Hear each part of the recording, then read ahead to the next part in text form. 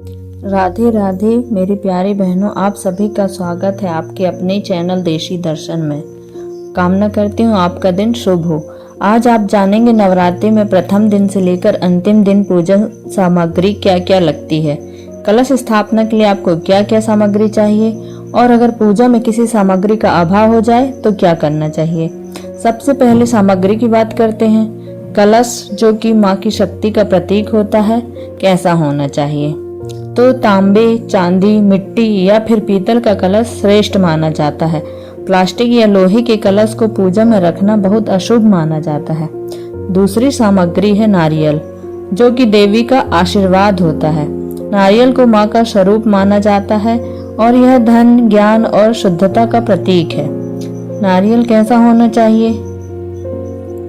तो नारियल आप जटा वाला और साबुत ले सकते हैं। टूटा या फिर सूखा हुआ नारियल अशुभ माना जाता है। तीसरी सामग्री है आम या अशोक के पत्ते, जो कि शुभता का संकेत होते हैं।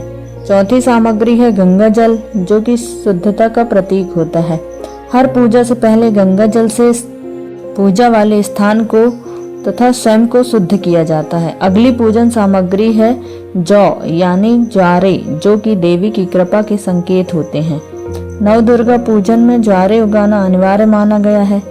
यह उन्नति और शुभता का प्रतीक होता है।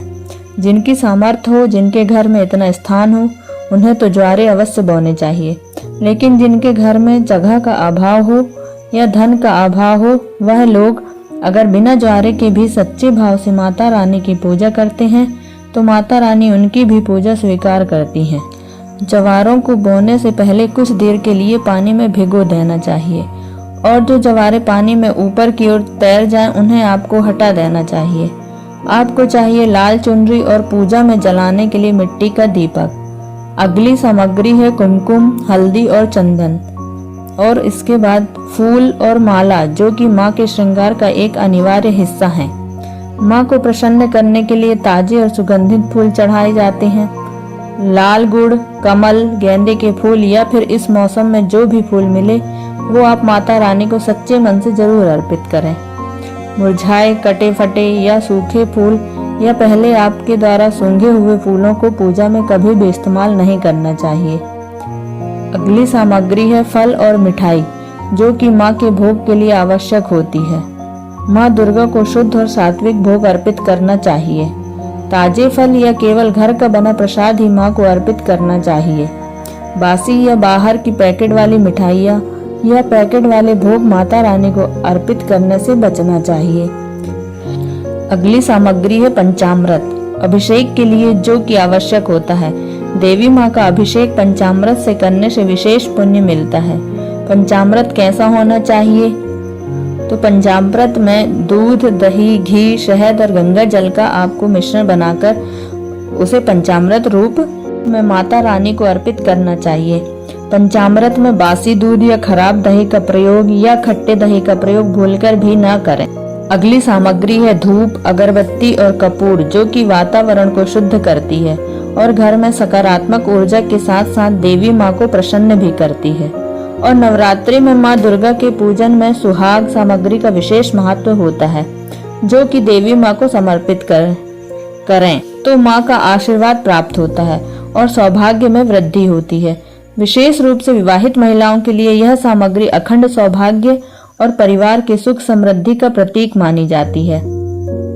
तो श्रृंगार यानी कि सुहाग सामग्री में सिंदूर, चूड़ी, बिंदी, महावर, मेहंदी, काजल, कंघी, आईना, चुनरी, इत्र, यह आप माता रानी को अवश्य अर्पित करें। सुहाग सामग्री हमेशा नई और शुद्ध होनी चाहिए। कुंवारी कन्याएं भी माता रानी को सुहाग की सामग्री अर्पित कर सकती हैं।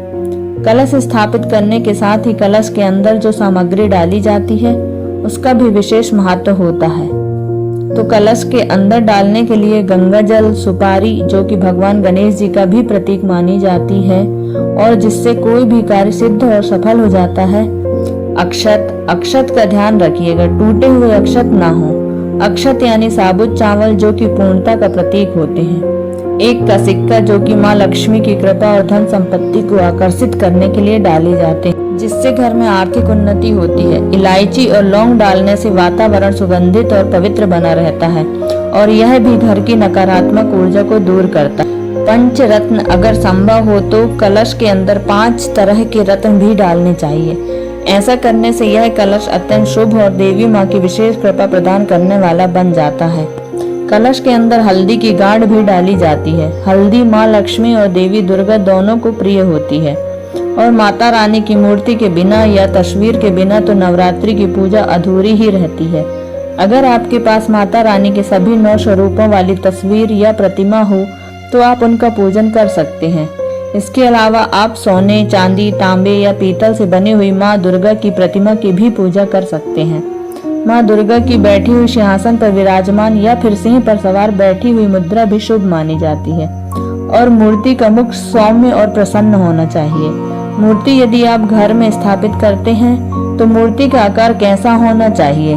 तो देखिए, घर में 9 से 18 इंच तक की मूर्ति रखना शुभ माना जाता है। बहुत बड़ी मूर्ति घर में रखने से बचना चाहिए क्योंकि बहुत बड़ी जो प्रतिमाएं होती हैं वो मंदिरों और पंडालों के लिए ही उपयुक्त मानी जाती हैं। हिंदू धर्म में 9 ग्रहों का भी विशेष स्थान है और खास तौर पर नवरात्रि के 9 दिनों में 9 ग्रहों का पूजन करने से सभी ग्रह शुभ प्रभाव देते हैं।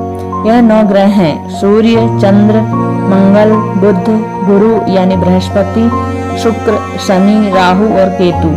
9 ग्रहों का पूजन जीवन में संतुलन बनाए रखने के लिए, ग्रहों के अशुभ प्रभावों को दूर करने के लिए, सुख समृद्धि और सफलता प्राप्ति के लिए किया जाता है।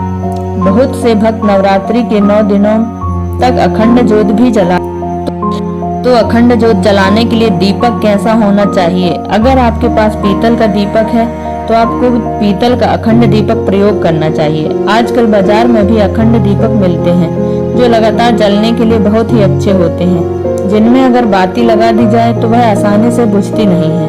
दीपक को हवा न लगे इसके लिए ढक्कन वाले जो दीपक हैं वह भी बाजार में मिल जाते हैं।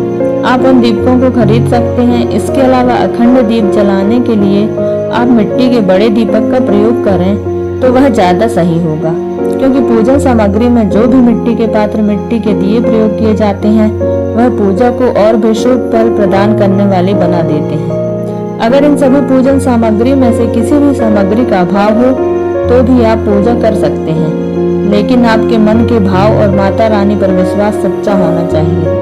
अगर आपको यह जानकारी उपयोगी लगी हो तो वीडियो को लाइक, शेयर और सब्सक्राइब जरूर करें। कमेंट बॉक्स में जय माता दी लिखें और इससे अधिक भक्तों तक पहुंचाएं। आप सभी पर मां दुर्गा की कृपा बनी रहे और आप सभी की मनोकामनाएं पूर्ण हो। धन्यवाद।